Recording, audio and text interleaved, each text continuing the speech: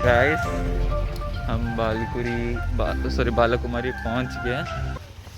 ये रहा वह जंक्शन, वहाँ पर पीछे बोर्ड लगा है एंड यहाँ पीछे है एंट्री और भी ऊपर जाने का, वो हिल के ऊपर।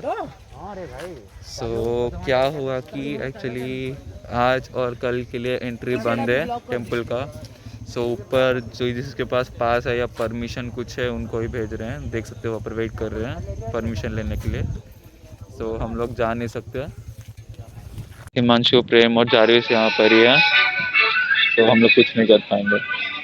सो गाइस, तो फाइनली हम लोग वहाँ कुछ सेटिंग कर लिए एंड इस पहाड़ के ऊपर चल कर जाने का परमिशन मिला। सो मैं ब्लॉग निकाल रहा हूँ। सो आपके एंजॉयमेंट के लिए चल कर जाने के लिए रेडी हुआ एंड सभी जा रहे हैं चल कर। देखो गाड़ी अलाउ नहीं है।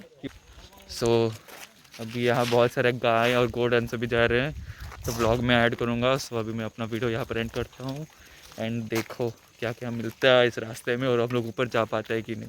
चलो बाय।